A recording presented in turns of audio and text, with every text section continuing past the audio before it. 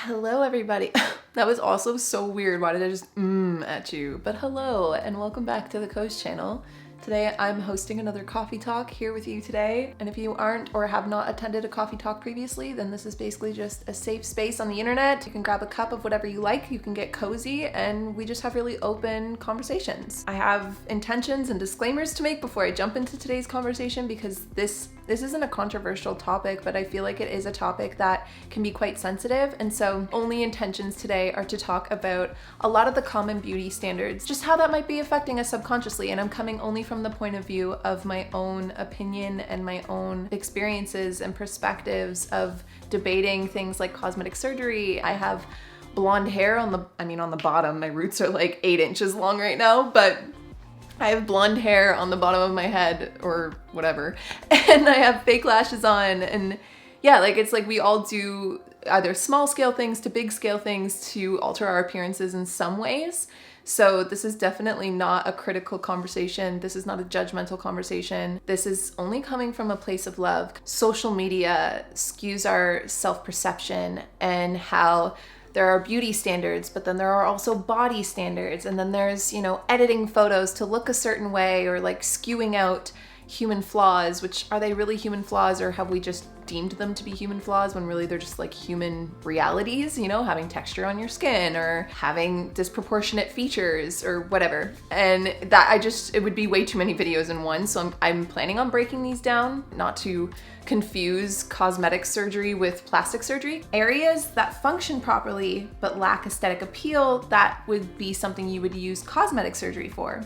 Whereas plastic surgery is defined as a surgical specialty dedicated to reconstruction of facial and body defects due to birth disorders, traumas, burns, and disease. I have not gotten any cosmetic surgery done, but I have definitely debated it. Been scrolling on social media before and saw a beautiful photo and then was like, dang it, you know what? Everybody seems to be doing it. Maybe I should just get my lips filled a little bit, just a little bit. And I'm wearing a decent amount of concealer right now, but it is true. Like I have hereditary bags under my eyes. Like it's just a thing. If I were to look at you like this, you can kind of see them. If I wasn't wearing makeup, it'd be so much more intense.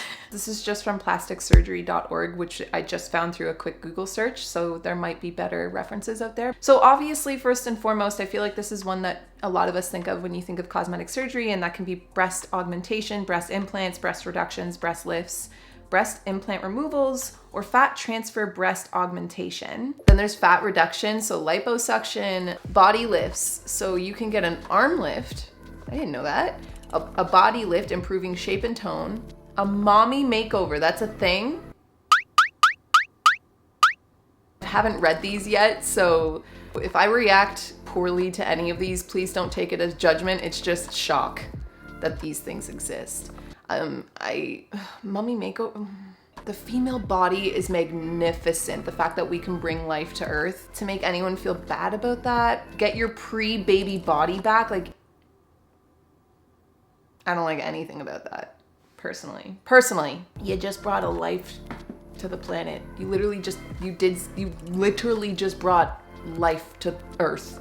A tummy tuck, body contouring, buttock enhancement, and thigh lift. So yeah, I didn't know you could do like half of those things, so I've never thought about them. So face and neck. Brow lift I've heard of. When I started seeing a lot of celebrities, I guess, getting these eye lifts or allegedly getting these eye lifts, because a lot of them don't confirm it, but it seems quite obvious in photos. Cheek enhancement, ear surgery, facelift surgery, neck lift, thread lift. What is that? Cheek reduction, chin surgery, eyelid surgery, facial implants, and rhinoplasty, which is a nose surgery. Spider vein treatment, tattoo removals, things like that, hair removal, laser hair removal, which is something technically I've done at home, laser hair removals. Aesthetic genital plastic surgery. There's surgical or minimally invasive / non-surgical. I had an ex-boyfriend where I was like, you know what, just show me what you watch. Like, I'm just so curious, and I just wanted to know. I was like, not only was I curious about what kind of he watched, but I was also just curious about in general. I had seen like bits and pieces of, never like sat down and watched. I was like, wow, wait, Is that normal? Is that everybody? Y'all don't look like me. I feel weird. I don't have no shame telling you guys that story. It's just the fact that these videos go public that makes me a little bit more uncomfortable. So that's the end of the list. Why are more people getting cosmetic surgery than before? It's not even like we just watch TV and movies anymore. Now we're way more tapped into things like social media, where we're seeing just the everyday person have these glow ups, and you're like, wait, I want to have a glow up. The more common something becomes, the less you question it.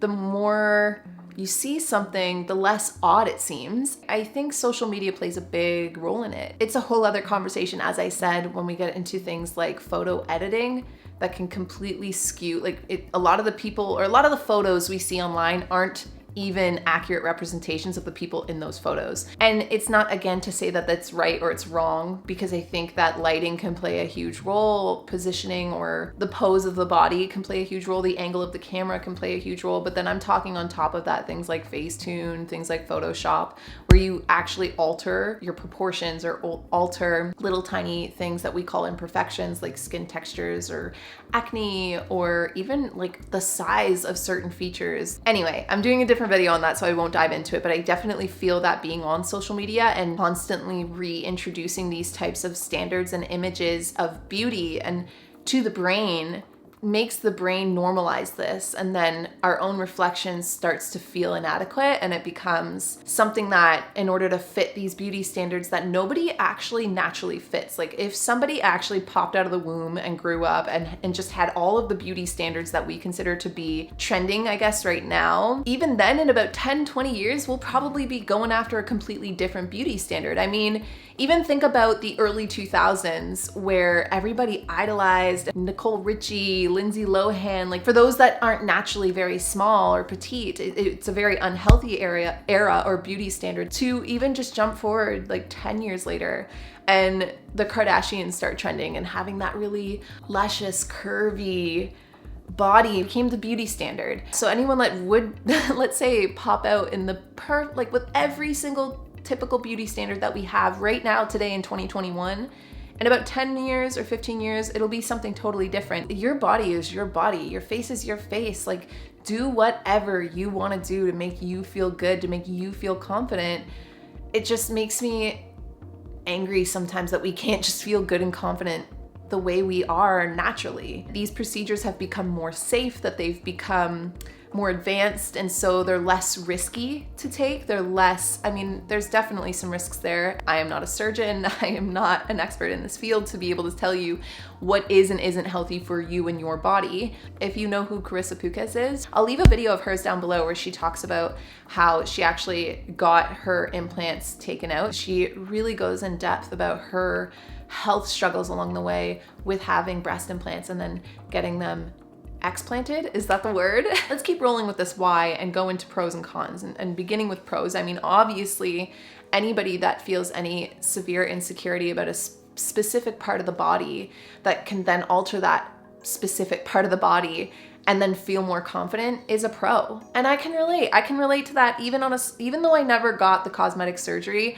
that was the driving force or factor that led me to doing so much research and looking into it. If I had made that decision, which again wouldn't have necessarily been a wrong decision, I pictured myself being a lot more confident. Not to mention a kind of a twist off or a branch from that pro would be that when someone is more confident, again, this is gonna seem like a blanket statement, but that could also improve someone's mental health. So if someone struggles with extreme social anxiety or anxiety in general, or maybe even depression, and then, not that this would cure that, and I really wanna hit that home, not that this would be like this shouldn't be a band-aid for those things, but when you make someone feel more confident in themselves and more competent in themselves, then it could also have a positive impact on someone's mental health. The final pro that I'll throw in here for why it could be a good idea is that, and I'm planning on doing, it's a very complicated topic to talk about, but I'm planning on doing a coffee talk all about inferiority and power imbalances in certain relationships and dynamics and in the world at large,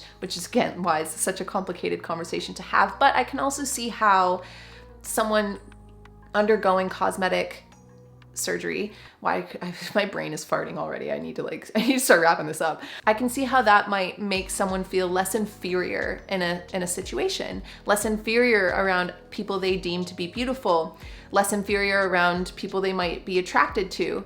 So I think that could also be a pro. It might give somebody, it kind of fits into the confidence, but it's a bit different. Pause for a coffee sip. Cons. One definitely being potential risks. Because just like anything, you know, I mean, walking down the street is a risk. For a while there, I was doing my own at-home laser hair removal. That can also technically be risky. Like, there's obviously variance and ranges for those risks based on the certain procedures, but there's always gonna be a health risk there. And again, check out Chris's video down below because I think it's an amazing example of what I'm talking about. The second con would be cost, and that can create even further divide or division when the only people that can technically get these procedures done to fit these beauty standards are people that are of a higher class system. It costs a lot of money. Like just out of curiosity, let's look it up, okay? I can't believe I'm so openly talking about getting surgery. I can't say the word on YouTube, damn it. But getting, yeah, you know, commonly known as the Toronto trim. That's a thing. Never heard of that before in my life. 30 minutes, and surgeons say complications like bleeding and infection are minimal, with patients driving themselves home the same day, and it costs anywhere between $4,000 to $6,000. Let's look up nose job price, Ontario. Holy smokes. Okay, so the cost of rhinoplasty, I always want to call it rhinoplasticity. Why?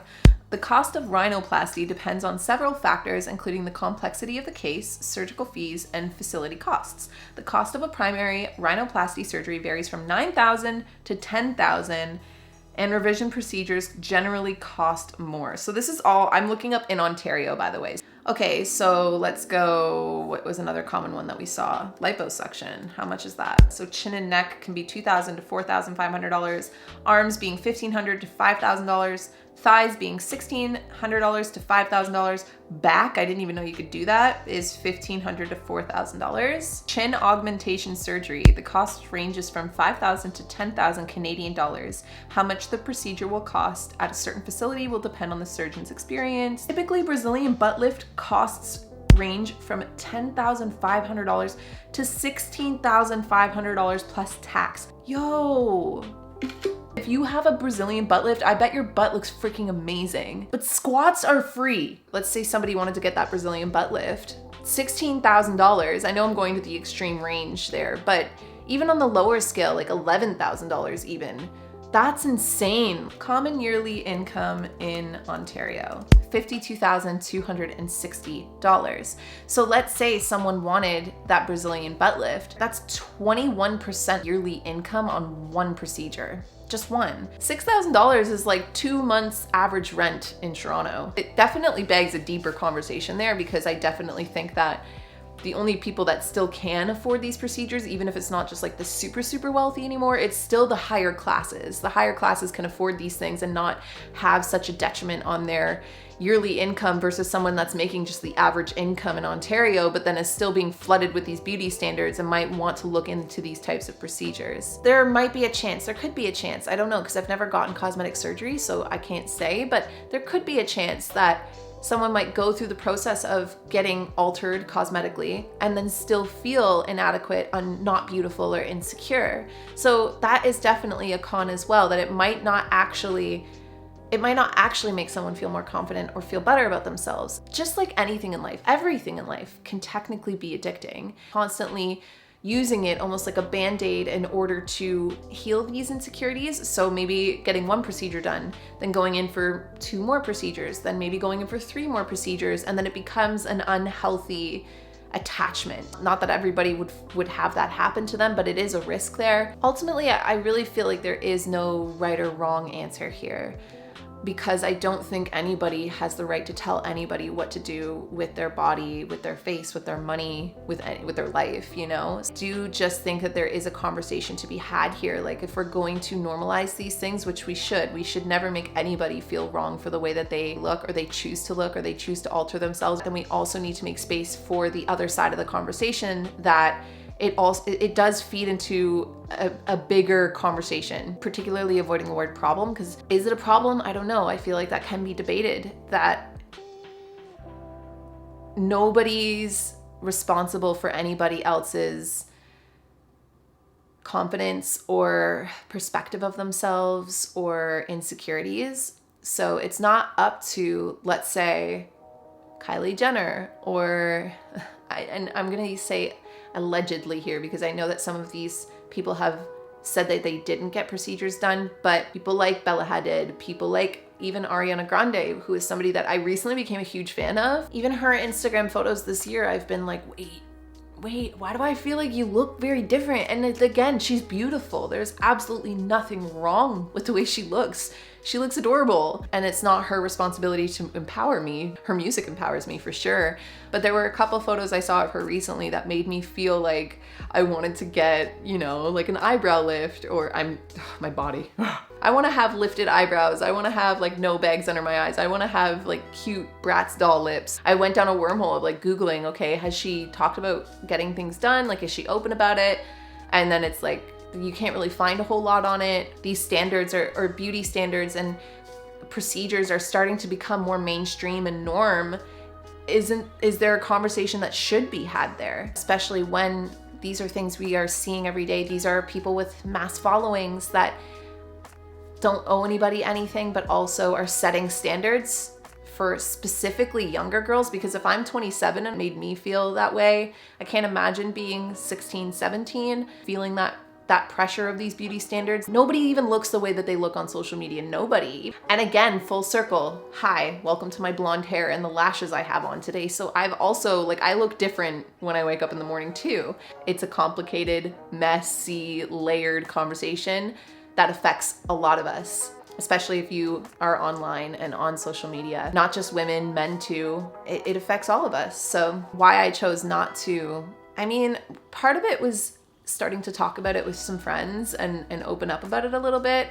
A point of view that was different than my own, or a perspective that was different than my own. 1, 2, I started intentionally seeking out people that have already talked online about the same insecurities that I was having. Started reading a lot of books on women owning their bodies, women owning their sexuality. And that also really helped because I came to realize that there is no norm. Like, everybody's entire body looks different. There are no two bodies that are exactly the same unless you maybe have identical twins. But even then, I don't know enough to know if identical twins even remain the same as they grow. It might not work for everybody, but it definitely worked for me. Just taking that journey and just really learning how to accept and love my body and not shame my body. And specifically, for a while, I debated getting just my upper lip injected because I have a decently big bottom lip, but I wanted to, like, you know, just puff it up. And I used to overdraw my lip a lot. I still do at times, which for whatever reason people feel the need to call out, which is just like, again, to each their own. Live and let live. I wanted to challenge myself to learn to love and accept myself the way I am. I have zero plans to alter my appearance in any kind of way, but again, I have no judgment. I don't think there's anything bad with doing so.